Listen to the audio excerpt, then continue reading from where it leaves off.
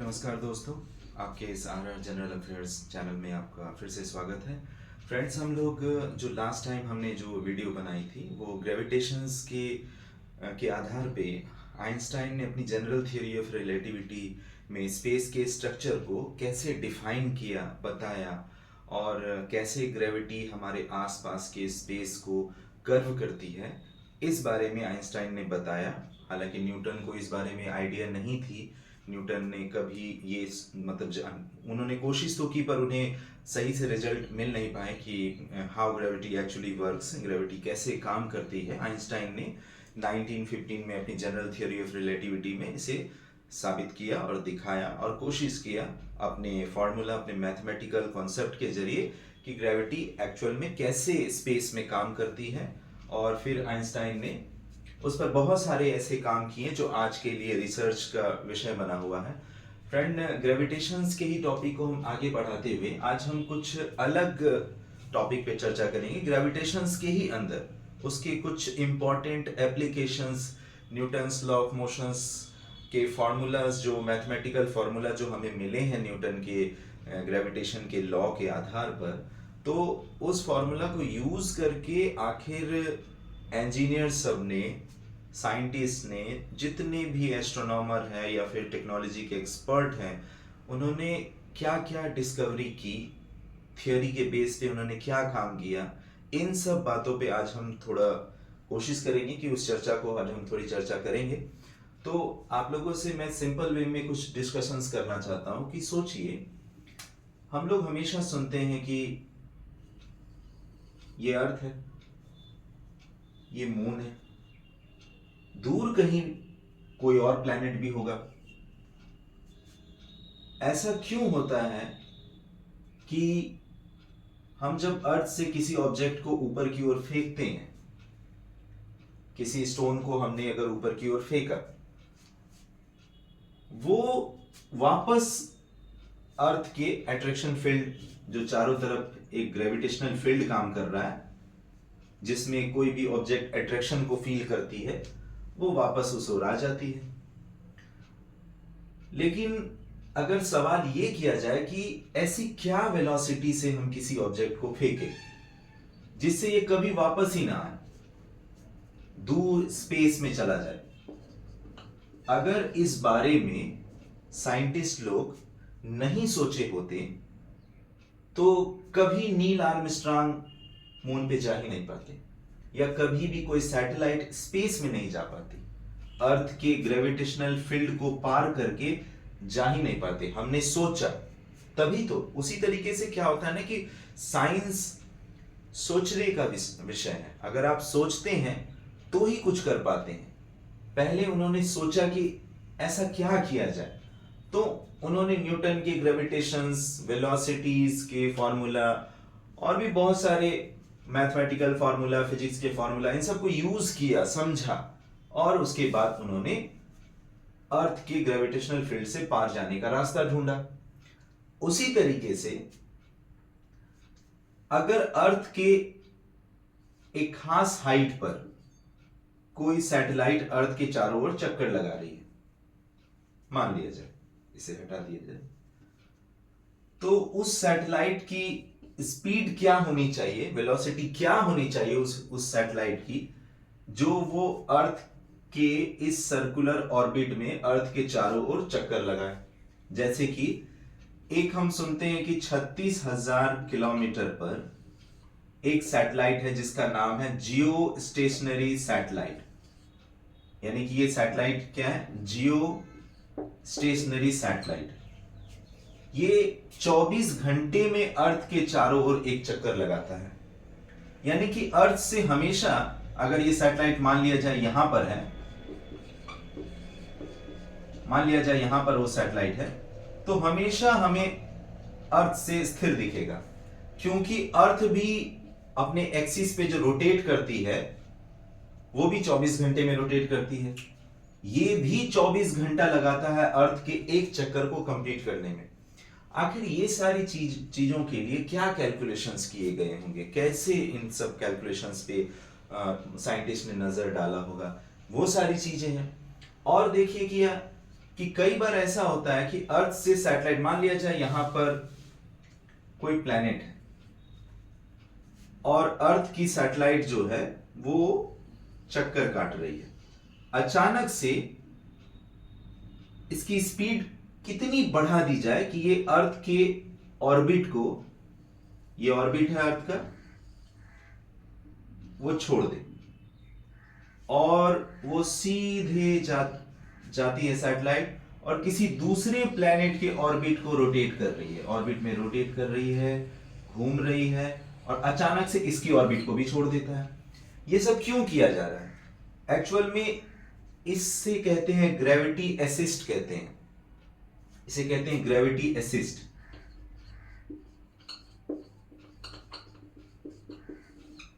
Gravity का use करके satellite की स्पीड बढ़ा दी जाती है। इसी तरीके से मंगलयान भेजा गया था, वो अर्थ के ऑर्बिट में पहले रोटेट किया, धीरे धीरे ऑर्बिट को बढ़ाते बढ़ाते एक बार स्विच किया, इंजन को स्विच ऑन किया, यहां पर मान लिया जाए तो एक प्लेस होगा, वहां से वो मंगल की ओर चला गया। लेकिन उससे पहले उसने उतनी रफ्तार गेन कर ली थी, तो ये सारे कैलकुलेशंस, ये सैटेलाइट की स्पीड कितनी होनी चाहिए, किसी ऑब्जेक्ट की मिनिमम स्पीड कितनी होनी चाहिए कि वो अर्थ के ग्रेविटेशनल फील्ड से पार चला जाए, स्पेस में चला जाए, वापस ना आए, इन्हीं सब बातों पर आज हम बात करेंगे।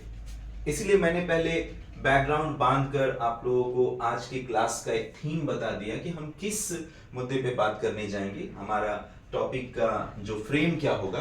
तो सोचिए कि ये सब हो पाता इसलिए हुआ है क्योंकि न्यूटन ने ग्रेविटी को कैलकुलेट करने का फॉर्मूला दिया। सपोज अगर ये फॉर्मूला हमारे पास होते ही नहीं तो कभी ये सारी चीजें नहीं हो पाती। तो आज हम इसी टॉपिक पर अपनी चर्चा को आगे बढ़ाते हैं।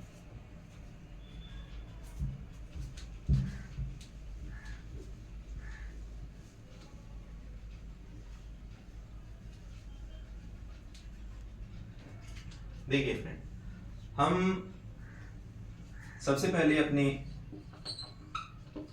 ग्रेविटेशनल पोटेंशियल एनर्जी, इस पर बात करेंगे। देखिए, किसी भी ऑब्जेक्ट में मान लिया जाए कि ये ऑब्जेक्ट है, ये अर्थ है और अर्थ से किसी हाइट पर किसी ऑब्जेक्ट को रखें। ये जिस हाइट पर है, अर्थ से हाइट की वजह से जैसे जैसे ऊंचाई इसमें बढ़ी है, अर्थ के सरफेस से जो दूरी बढ़ी है, इसके पोजीशन में चेंजिंग के चलते इसमें एक एनर्जी स्टोर हुई है। वो एनर्जी है पोटेंशियल एनर्जी।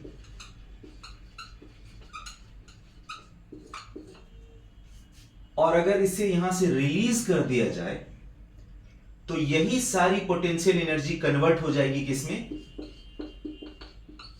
काइनेटिक एनर्जी में।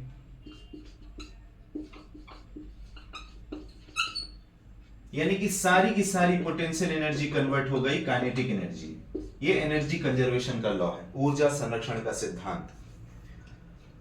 तो किसी ऑब्जेक्ट के पोजीशन में बदलाव से उसमें जो एनर्जी स्टोर होती है वो एनर्जी पोटेंशियल एनर्जी है। उसके पोजीशन में चेंजिंग आई और किसी ऑब्जेक्ट में उसकी वेलोसिटी के चलते जो एनर्जी आई, सपोज कीजिए कि ये ऑब्जेक्ट है, बहुत ही स्लो टच करेगा और ये हार्ड टच करेगा।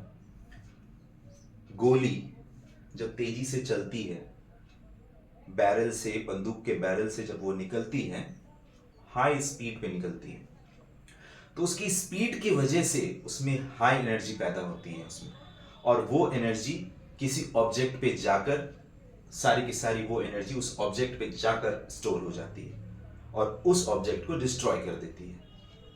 तो उसकी स्पीड की वजह से उसमें जो एनर्जी पैदा हुई है वो है काइनेटिक एनर्जी। हिंदी में कहते हैं गतिज ऊर्जा।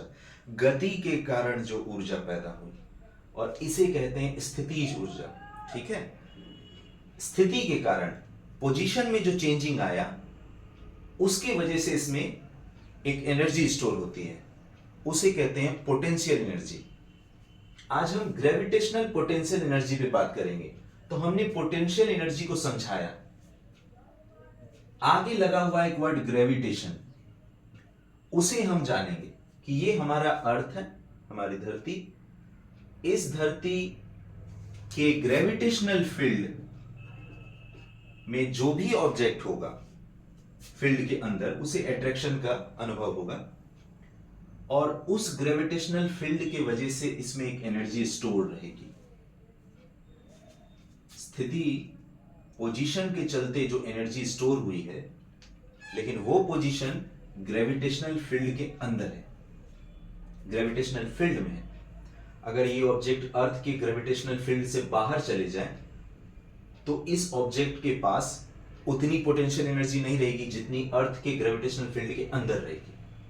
तो ग्रेविटेशनल फील्ड के अंदर किसी ऑब्जेक्ट में जो पोटेंशियल एनर्जी जमा हो गई है, स्टोर हो गई है, वो कहलाता है ग्रेविटेशनल पोटेंशियल एनर्जी। याद रहे, ग्रेविटेशनल पोटेंशियल एनर्जी जब भी हम लिखेंगे, साइन हमेशा माइनस का लगाएंगे उस मैथमेटिकल फॉर्मूला में। वो माइनस साइन ये दिखाएगा कि हम किसी प्लेनेट के ग्रेविटेशनल फील्ड के अंदर हैं। मैं इसे सिंप्लीफाई करता हूं पिक्चर में, और मैथमेटिकल फॉर्मूला के हिसाब से मैं इसे समझाने का प्रयास करता हूं।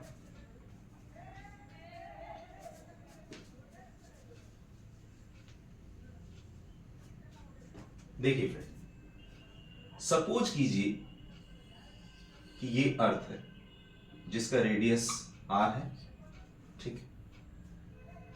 एक ऑब्जेक्ट है जिसे हम इनफिनाइट से, अनंत का ये सिंबल है, एक ऐसे डिस्टेंस पे किसी ऑब्जेक्ट मास है, उसे हम अर्थ के एक किसी खास डिस्टेंस पे पहुंचाते हैं जहां से अर्थ का डिस्टेंस है r। तो अब हम ये कहेंगे कि अर्थ का ग्रेविटेशन, और ये सब हो रहा है अर्थ के ग्रेविटेशनल फील्ड के अंदर, ये है पूरा अर्थ का जी फील्ड, ठीक है, ग्रेविटेशनल फील्ड के अंदर है। तो इनफिनाइट से किसी ऑब्जेक्ट को हम उस डिस्टेंस तक लाएं, वो r है। इसके पास एक एनर्जी स्टोर हुई है, वो एनर्जी है ग्रेविटेशनल पोटेंशियल एनर्जी। इसके पोजीशन में चेंजिंग लाएं। अर्थ के साथ इसका जो डिस्टेंस है वो है स्मॉल r। हम इसके मैथमेटिकल फॉर्मूला को प्रूफ करने पर अभी हम नहीं जाएंगे। मैं चाहूंगा कि इस क्लासेस के वीडियोस जो हैं वो लोअर क्लास, जैसे क्लास 9th, उसे भी फायदा पहुंचाएं। क्योंकि मैं जब क्लास 11th के टॉपिक पे जब डिस्कस करूंगा, उसे जब उस लेवल पे जब मैं पढ़ाऊंगा, तो कैलकुलस के बहुत सारे जो मैथमेटिकल टूल्स हैं उसका यूज करके हम इस फॉर्मूला को गेन करेंगे। लेकिन अभी फिलहाल हम सिर्फ केवल फॉर्मूला से अदर फॉर्मूला को फाइंड करने की कोशिश करेंगे।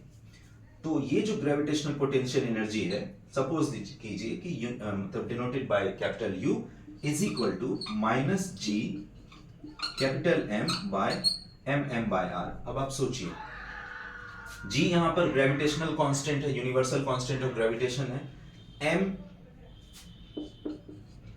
मास ऑफ द अर्थ और अ प्लैनेट, जो जिस प्लैनेट की आप अट्रैक्शन फील्ड में किसी ऑब्जेक्ट को लाना चाह रहे हैं, उस प्लैनेट का मास, जो ऑब्जेक्ट को आप ला रहे हैं उस ऑब्जेक्ट का मास, और उस ऑब्जेक्ट और उस प्लैनेट के सेंटर ऑफ मास के बीच का डिस्टेंस है। मैंने कहा था ना कि सेंटर ऑफ मास एक मैथमेटिकल कॉन्सेप्ट है।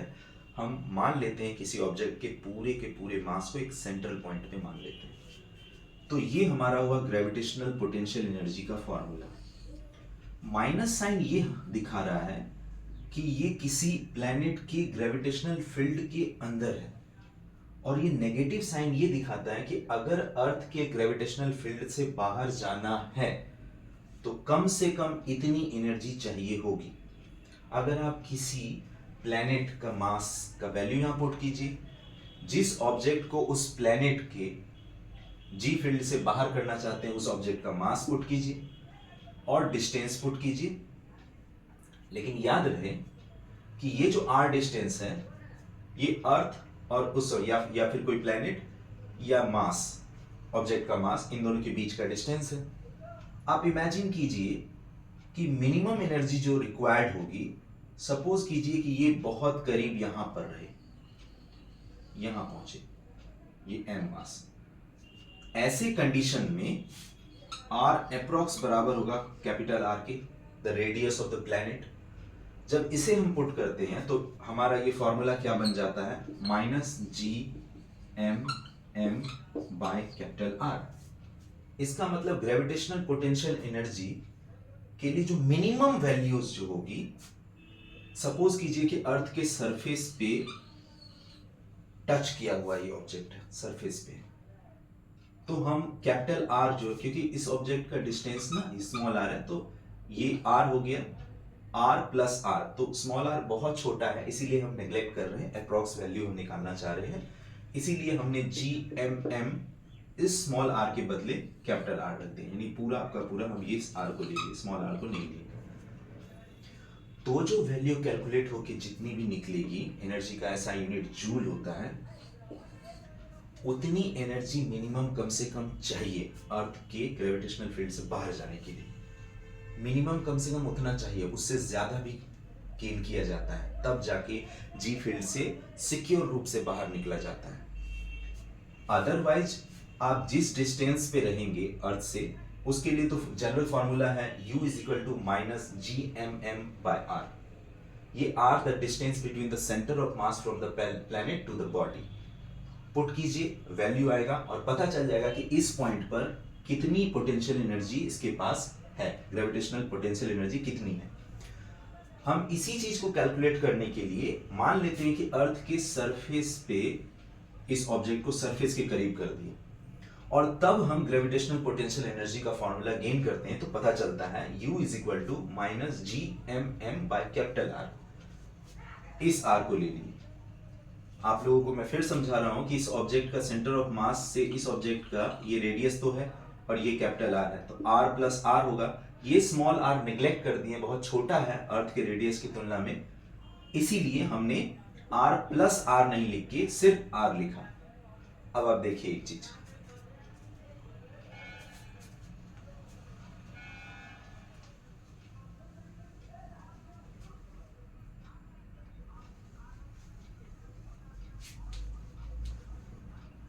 देखिए ये एक माने हमारी धरती है, ये रेडियस R है, ऑब्जेक्ट यहां पर है। इस ऑब्जेक्ट के पास ग्रेविटेशनल पोटेंशियल एनर्जी जो होगी -Gmm बाय कैपिटल R। ये माइनस साइन इंडिकेट कर रहा है कि अट्रैक्शन फील्ड में है, ये भी अर्थ के अट्रैक्शन फील्ड में ये है, और इतनी एनर्जी चाहिए अर्थ के ग्रेविटेशनल फील्ड से बाहर जाने के लिए। तो आपको मालूम है इस U पे जब मोड लगाएंगे हम, तो ये वैल्यू पे भी मोड लगाएं और रिजल्ट जो आया हमारे पास मोड लगने पर माइनस साइन हटेगा, ये हमारा कहलाया वो मिनिमम एनर्जी है जिसको पाकर हम अर्थ के ग्रेविटेशनल फील्ड से बाहर जा सकते हैं। इसे हम लोग बाइंडिंग एनर्जी कह रहे हैं।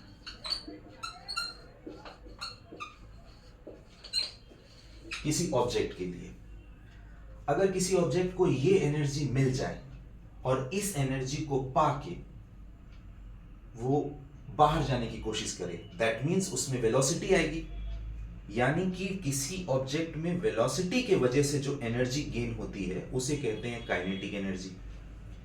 अब इमेजिन कीजिए कि ये सारी की सारी पोटेंशियल एनर्जी, जो ग्रेविटेशनल पोटेंशियल एनर्जी जो इसमें स्टोर है, अगर इसी एनर्जी के बराबर हम उसमें काइनेटिक एनर्जी प्रोड्यूस कर दें तो क्या होगा।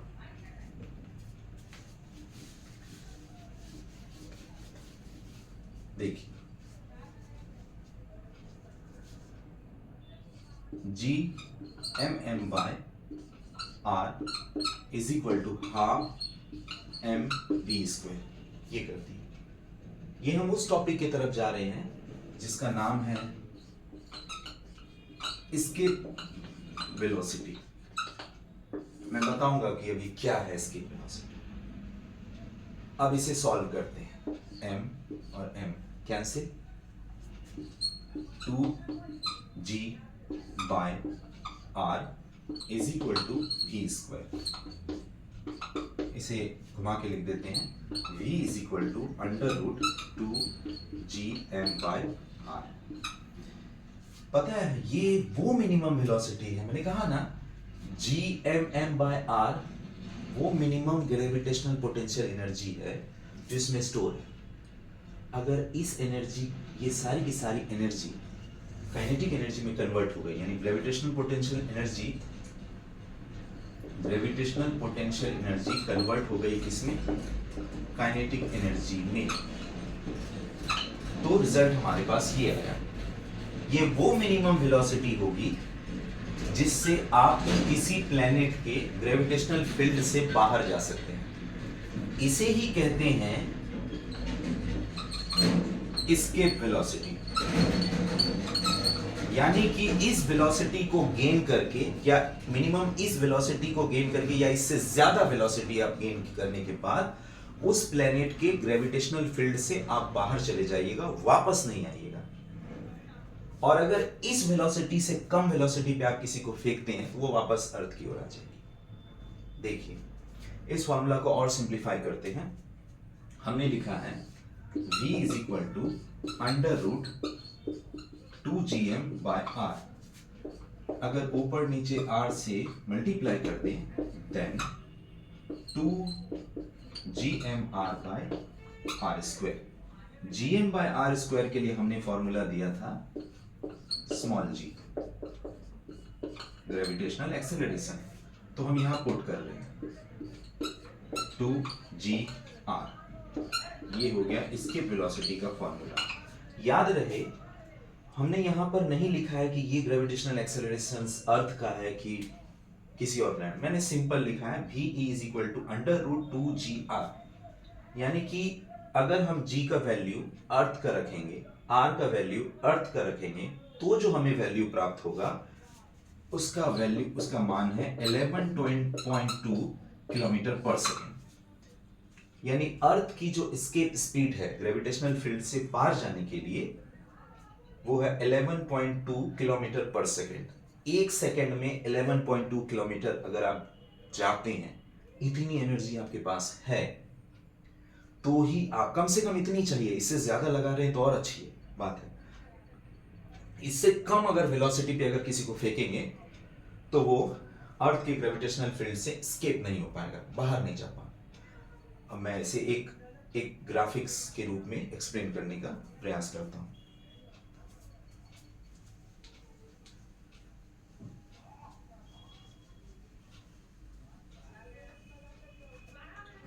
आप देखिए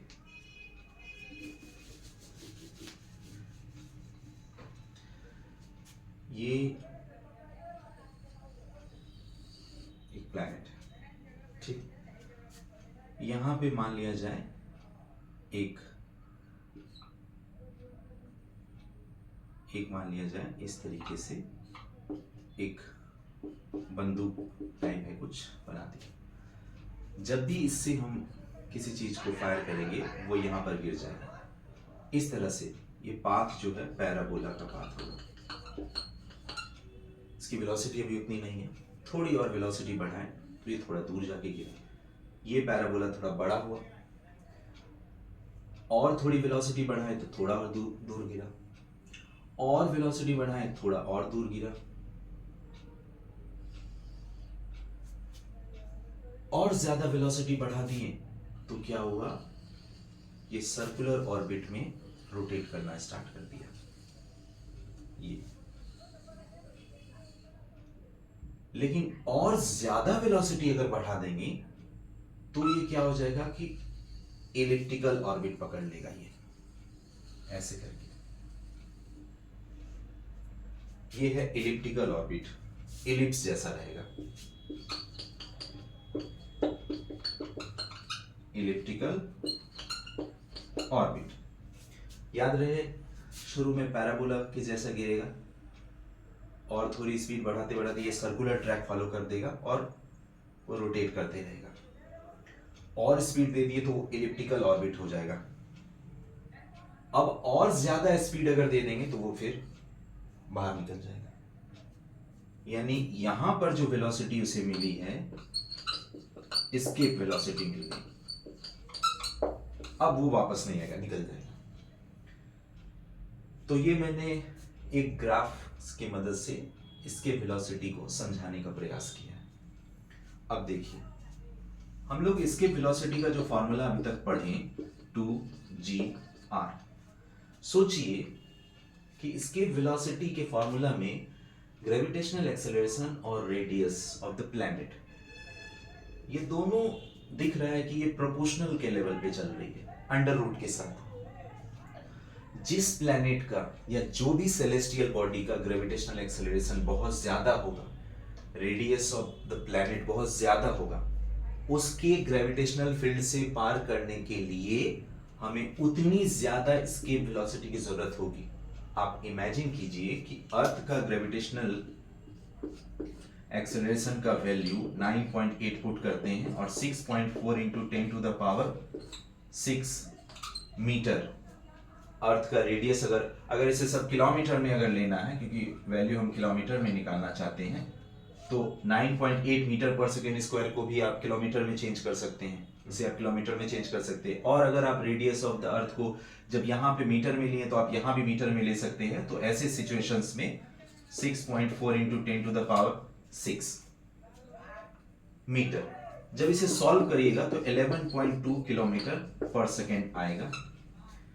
ये तो अर्थ के लिए हुआ, लेकिन अगर जी की वैल्यू जुपिटर की बढ़ा दे दी जाए, जो और ज्यादा है, रेडियस ऑफ द जुपिटर जो है वो और ज्यादा है, अगर वो वैल्यू पुट करेंगे तो हमें और बड़ी वैल्यू मिलेगी। ऐसे सिचुएशंस में जुपिटर के सरफेस से उसके जी फील्ड से बाहर निकलने के लिए और ज्यादा हाई वेलोसिटी की जरूरत पड़ेगी। हालांकि जुपिटर जो है वो कोई सरफेस वहां पर है नहीं, वो गैसेस प्लैनेट है, बट इमेजिन करके मैं बता रहा हूं कि ये इसके वेलोसिटी का वो फॉर्मूला हुआ जिससे हम लोग ये पता लगा सकते हैं कि किसी भी सेलेस्टियल बॉडी के ग्रेविटेशनल फील्ड से बाहर जाने के लिए कितनी मिनिमम वेलोसिटी की जरूरत पड़ती है। तो फ्रेंड्स, मुझे ऐसा लगता है कि इसके वेलोसिटी को आप समझ लिए होंगे कि ये वो मिनिमम वेलोसिटी है जिसकी मदद से हम किसी भी प्लैनेट के ग्रेविटेशनल फील्ड से बाहर जा सकते हैं, और वो जो है वापस कभी नहीं आएगा। ठीक है, अब हम इसके दूसरे पैरामीटर्स पे जाते हैं।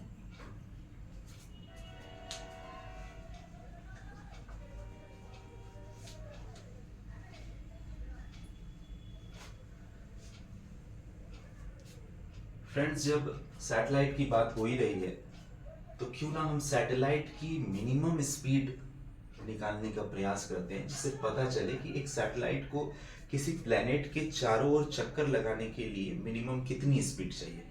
मैंने वो कैनन वाला एग्जांपल बताया था ना, पैराबोला और बड़ा पैराबोला, उसके बाद और स्पीड दिए तो वो सर्कुलर ऑर्बिट में ट्रैक करने लगा।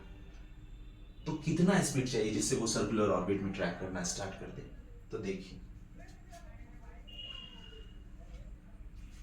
फ्रेंड, ये है अर्थ का ये रेडियस है।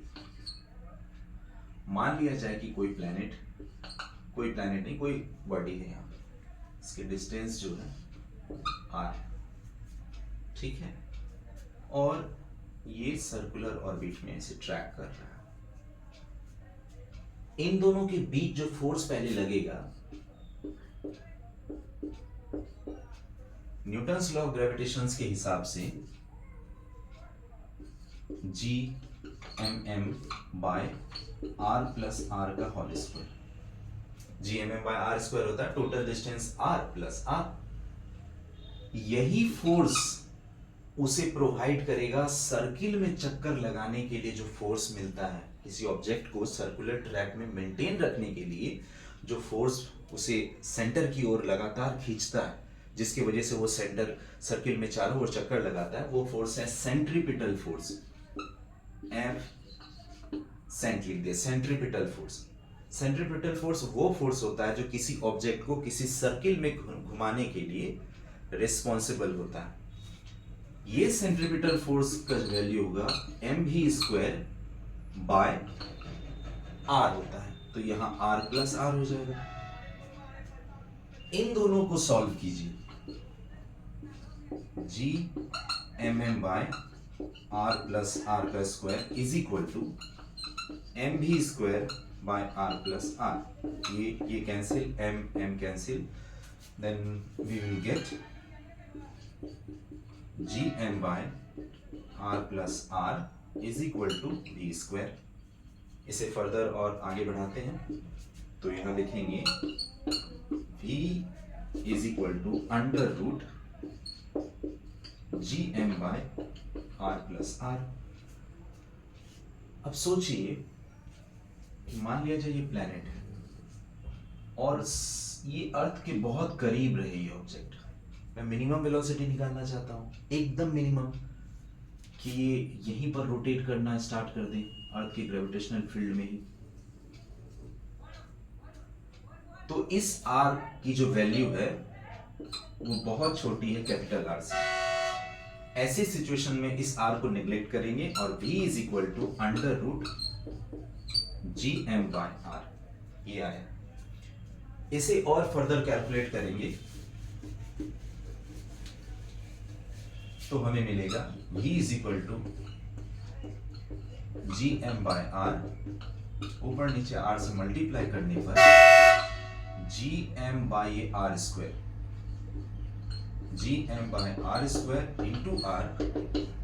gm बाय r स्क्वायर के लिए स्मॉल g ग्रेविटेशनल एक्सेलरेशन, और ये निकला हमारा vo।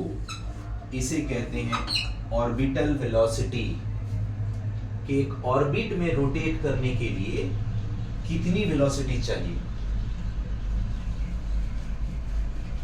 अब देखिए, इसके जब हम वैल्यू को पुट करेंगे ना,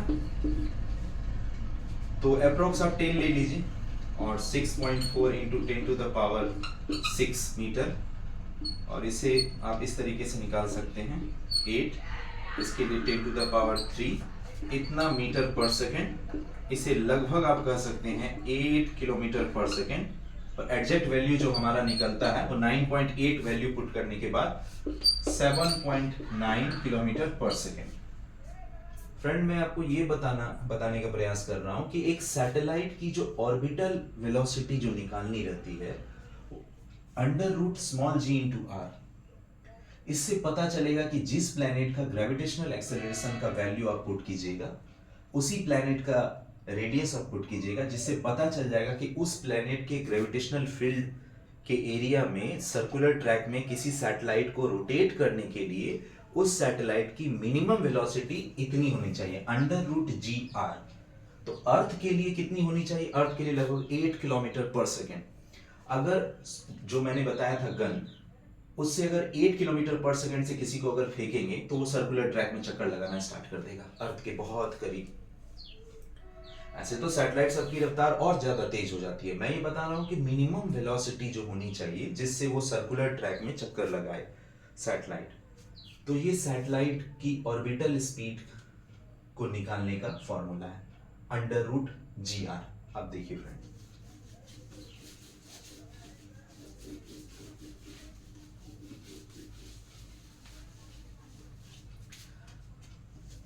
हमने जाना है अभी तक इसके वेलोसिटी एंड ऑर्बिटल वेलोसिटी, ठीक। सोचिए कि इसके वेलोसिटी का फॉर्मूला होता है under root 2gr, orbital velocity का फॉर्मूला होता है अंडर रूट gr। अब सोचिए इन दोनों का अगर डिफरेंस हम निकालते हैं ve माइनस vo, तो क्या रिजल्ट आएगा? 2gr minus under root gr।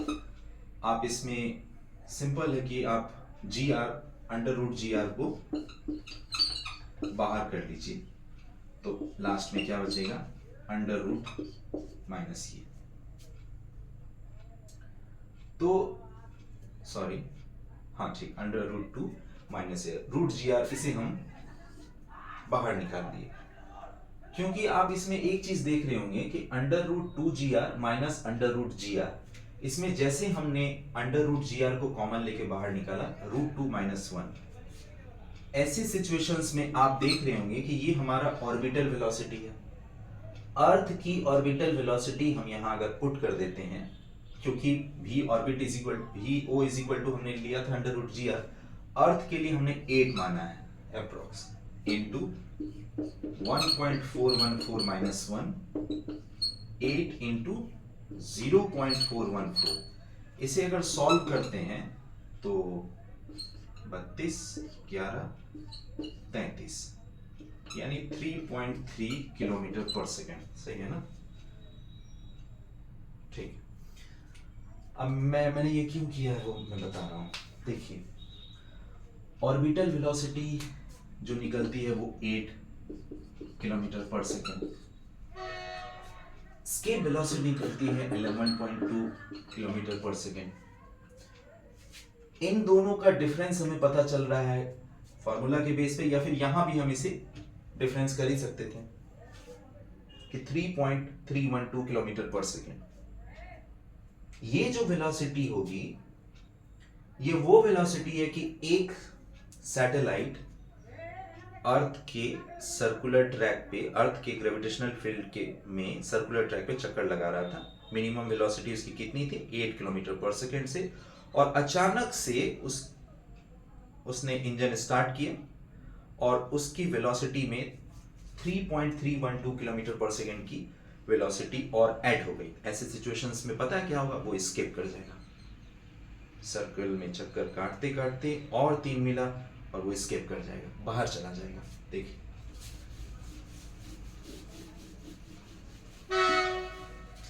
ये अर्थ है, एक सैटेलाइट चक्कर लगा रहा है लगातार,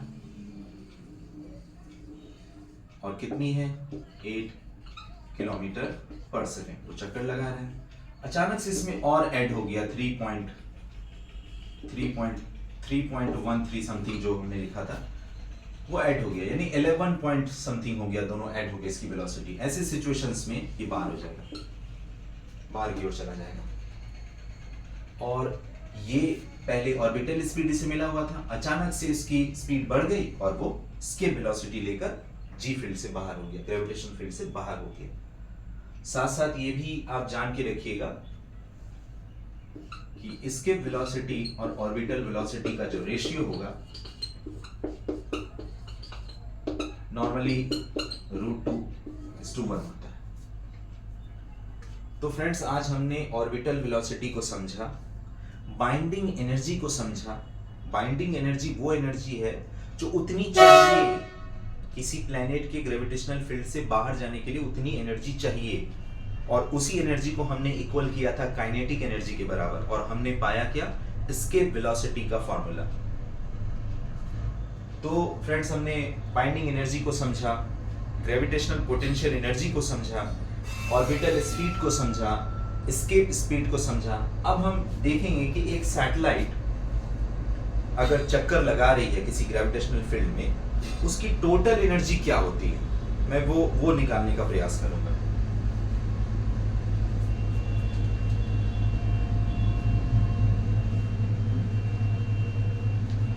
देखिए,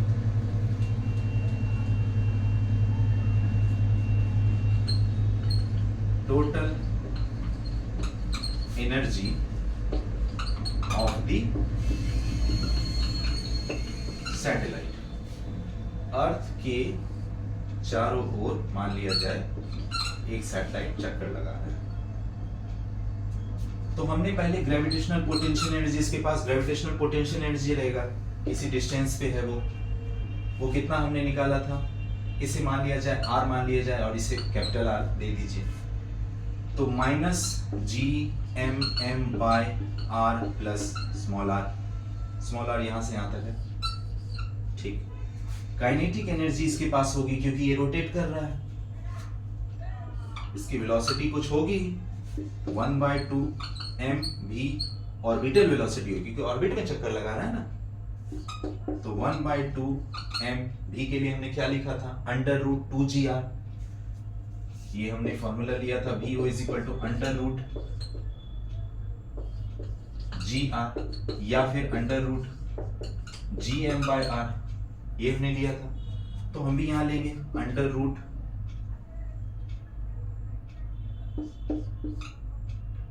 जी एम बाय डिस्टेंस होना चाहिए, तो डिस्टेंस कितना आर प्लस आर है, आर प्लस आर इसका स्क्वायर, क्या हमें मिला 1/2 एम, रूट गायब हो जाएगा, G M by R plus R, then G M by 2 R plus R, ये हमें निकला।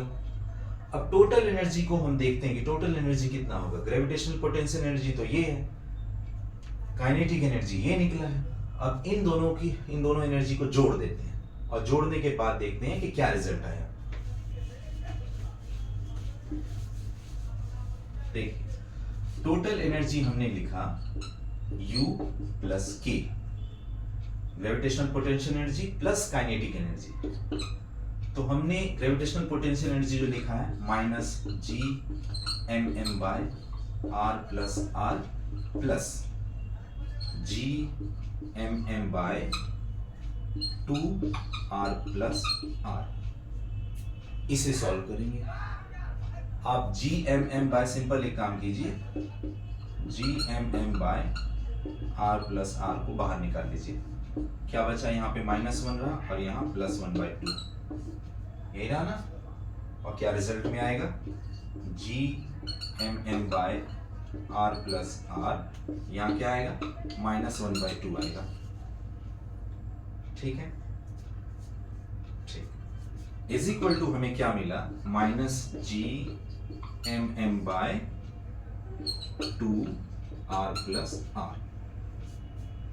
आप गौर कर रहे हैं कि एक सैटेलाइट की टोटल एनर्जी ये निकल रही है, माइनस साइन ये दिखा रहा है कि वो एट्रैक्शन फील्ड में है, और ये भी बता रहा है कि अगर किसी सैटेलाइट को उसके ऑर्बिट से बाहर करने के लिए एनर्जी जो मिनिमम चाहिए तो ये है।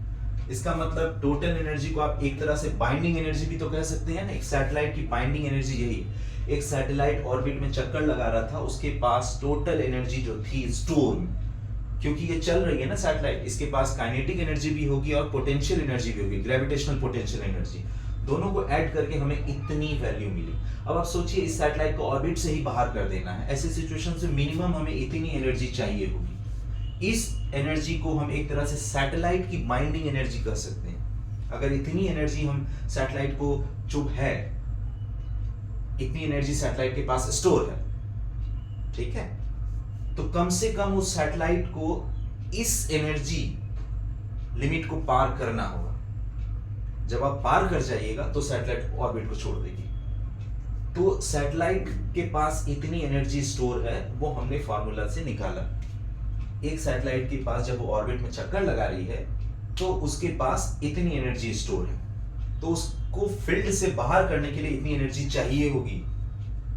इससे अगर कम एनर्जी लगाइएगा तो सैटेलाइट उसी में रोटेट कर ही रहा है, उसके पास ग्रेविटेशनल पोटेंशियल एनर्जी भी है और काइनेटिक एनर्जी भी है। ठीक है, तो जहां तक मुझे ऐसा लगता है कि मैंने total energy of the satellite को बहुत सिंपल वे में बताया, ऑर्बिटल वेलोसिटी को भी मैंने सिंपल वे में बताया, एस्केप वेलोसिटी को भी मैंने सिंपल वे में बताया। ठीक है, ऐसे सिचुएशंस में आप ग्रेविटेशंस के जो भी एस्पेक्ट्स हैं उसे आप लोगों ने अभी लगभग देख लिया। बाइंडिंग एनर्जी आपने समझा, एस्केप वेलोसिटी समझा, ऑर्बिटल वेलोसिटी समझा।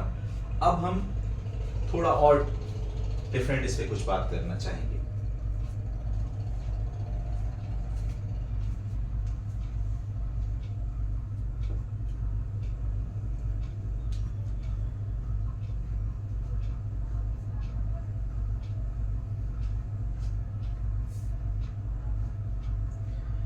देखिए,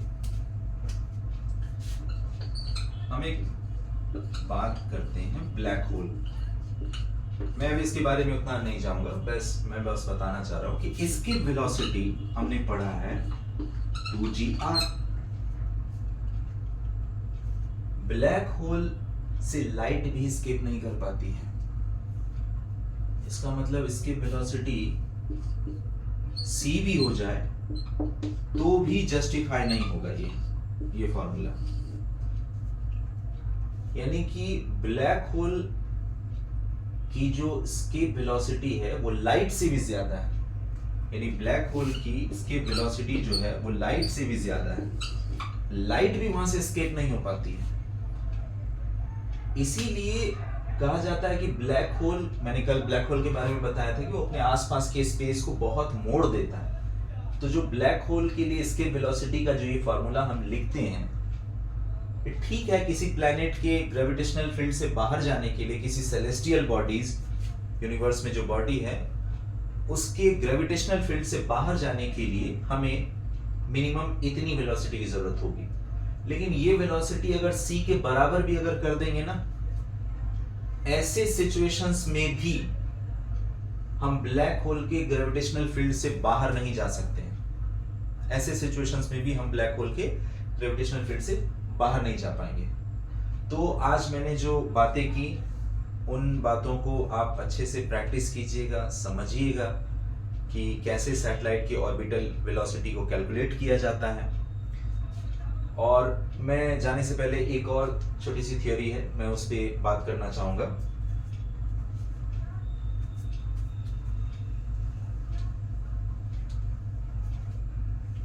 देखिए,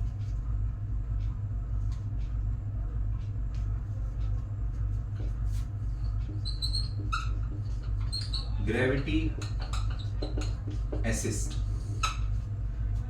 जानते हैं ग्रेविटी असिस्ट क्या है? ग्रेविटी को यूज करके सैटेलाइट अपनी वेलोसिटी बढ़ा देती है। इसी चीज का तो यूज करके मंगलयान अर्थ की ग्रेविटी को यूज करके मंगल की ओर रवाना हुआ था। देखिए, जैसे ये प्लैनेट है, ठीक है, कोई सैटेलाइट जैसे मान लिया जाए वो कहीं से आया और ऐसे होके ऐसे निकल गया।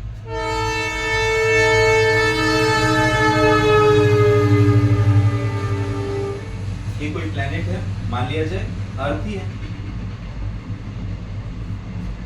और कोई सैटेलाइट यहां से आई तेजी से,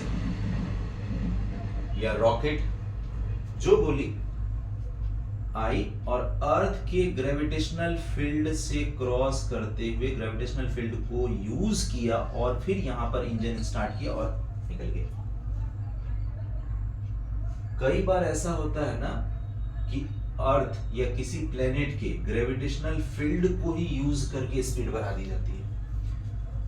ये जा रही थी इस साइड ना, और इसकी डायरेक्शंस तो इधर ही थी, और इसी अगर पीछे की ओर बढ़ा दे, ये जो एंगल होता है ना, इसे डेल्टा कहते हैं, ये है fly bye angle. Fly bye angle.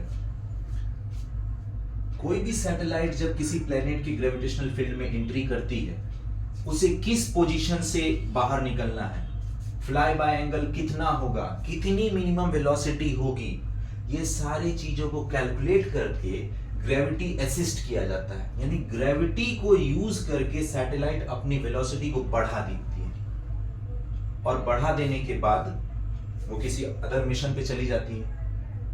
अगर इसे हम थोड़ी देर के लिए, एक मिनट, ठीक है, मान लिया जाए ये कोई भी एक प्लेनेट है, मान लिया जाए ये जुपिटर है, ठीक है, जुपिटर है। कसीनी सैटेलाइट जो थी ना, नासा ने भेजा था सैटर्न को स्टडी करने के लिए, शनि ग्रह को, और काफी सक्सेस भी हुआ था। कसीनी सैटेलाइट अपने रास्ते में जाने के टाइम जुपिटर के ग्रेविटेशनल फील्ड को यूज करके अपनी वेलोसिटी को बढ़ा ली थी, और तब वो सैटर्न की ओर गया। ग्रेविटी असिस्ट थ्योरी में ये बातें हमें पता चलती है कि किस वेलोसिटी से इंटर करेंगे, किस वेलोसिटी से बाहर होंगे, क्या फ्लाई बाय एंगल होगा। एक्यूरेट कैलकुलेशंस के बाद किसी प्लैनेट के ग्रेविटेशनल फील्ड को, ग्रेविटी को यूज करके सैटेलाइट अपने फ्यूल को बचाते हुए उसके ग्रेविटी का ही इस्तेमाल करके अपनी वेलोसिटी को बढ़ा लेती है। ये कहलाता है ग्रेविटी असिस्ट। इसी तरीके से मंगलयान और भी बहुत सारे जितने भी सैटेलाइट आजकल भेजे जाते हैं जो लॉन्ग डिस्टेंस पे रहते हैं, जैसे वॉयजर 1 नासा के द्वारा भेजा गया ह्यूमन मेड सैटेलाइट अब तक सबसे ज्यादा दूर तक जाने वाला सैटेलाइट है।